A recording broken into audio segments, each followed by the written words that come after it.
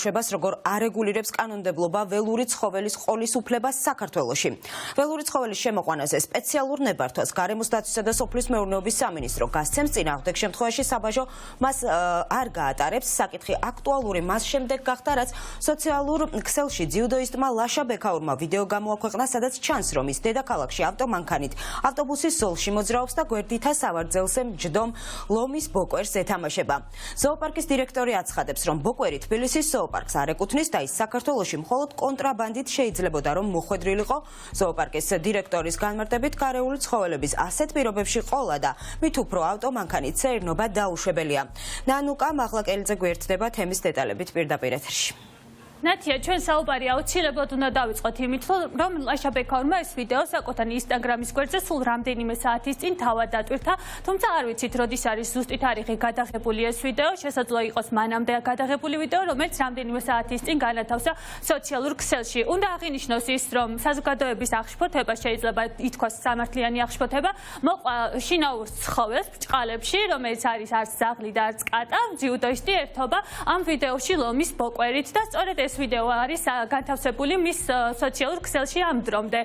ჩვენ დილიდან ვცდილობდით ამ ამბის გაჟღერებისთანავე ვცდილობდით, რომ დაუკავშირებოდით თავად ლაშა ბექაურს, რამდენჯერმე ვეცადეთ მის მობილურ ტელეფონზე, თუმცა ჩვენს ზარებს არ პასუხობს და პირდაპირ ეთერში შევთავაზებ, თუ მას სურვილი აქვს, ჩვენ მზად ვართ, რომ მისი კომენტარი და განმარტებაც მოვისმინოთ, რადგან თავადაც ნახავდა, რომ საზოგადოებას ძალიან დიდი ინტერესი აქვს და სოციალურ ქსელშიც ძალიან რეზონანსული იყო ეს ვიდეო, თუ საიდან და როგორ მოხდა ლომის ბოკვერი ლაშა ბექაურის ავტომობილში.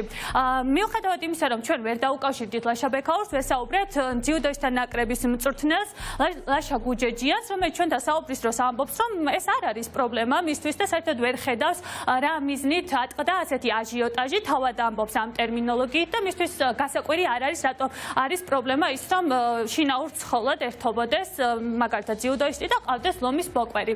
ის რაც არ უკვირს მაგალითად ნაკრების ეროვნულ მწვრთნელს, ამასთან დაკავშირებით განმარტებებს აკეთებენ სპეციალისტები. მაგალითად ზოოპარკის დირექტორი ზურაბ გურიელიძე ჩვენთან საუბრის დროს პირდაპირ ამბობს, რომ ასეთი ტიპის საშიში ცხოველების შემოყვანას ქვეყანაში სჭირდება საფუძველი და არ არის მარტივი პროცედურა, უნდა გქონდეს სპეციალური სერტიფიკატი და ამ შემთხვევაში უკვე ეს ხდება ლეგალური, მაგრამ იმ შემთხვევაში თუ მსგავსი ტიპის სერტიფიკატი არ არსებობს, თავისთავად ეს გულისხმობს იმას, რომ ცხოველის შემოყვანა მოხდა არალეგალური გზით. აქ შემოდის რამდენიმე საკითხი, მათ შორის რა პირობებში ხდება ბინადრობა ამ ცხოველის, როგორ ყვებავენ და ასე შემდეგ, მაგრამ ყველაზე მნიშვნელოვანი არის უსაფრთხოების საკითხი და ამ ნაწილში ის პირდაპირ ადარებს, რომ და პირდაპირ ამბობს, რომ მსგავსი ტიპის ცხოველის ყოლა ასეთ პირობებში ეს იგივეა, რაც მისი განმარტებით ბავშვს მისცა დატენილი იარაღი ხელში.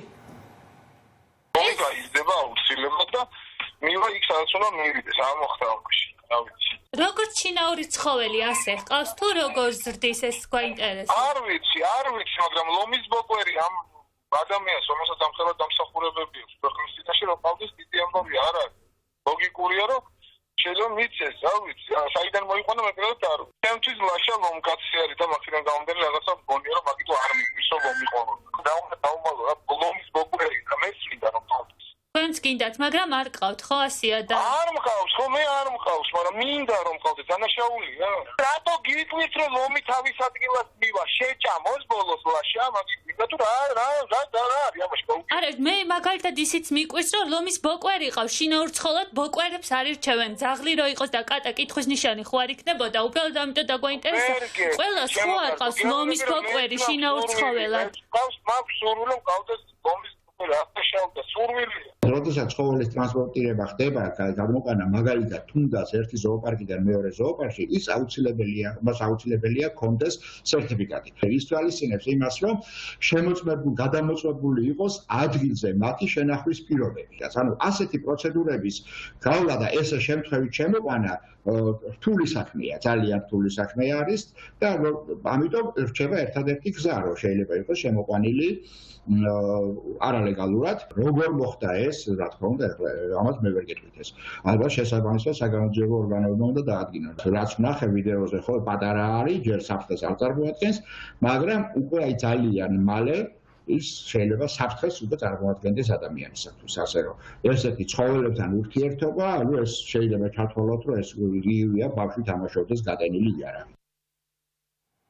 როგორც უკვე მოისმინეთ, ზოოპარკის დირექტორი ზურაბ გურიელიძე პირდაპირ ამბობს, რომ ახლა სწორედ საგამოძიებო უწყებებმა უნდა დაადგინონ, როგორ და რა გზით შემოიყვანეს ცხოველი ქვეყანაში, მით უმეტეს, რომ ეს გაენეკუთვნება საშიში ცხოველების კატეგორიას და შესაბამისად სწორედ მათი პრეროგატივაა, თუმცა ფაქტი ისაა, რომ შესაძლოა ამ დრომდე ძიუდოისტი ლაშა ბექაური სწორედ საკუთარი შინაური ცხოველით, ანუ ლომის ბოკვერით ერთობოდეს.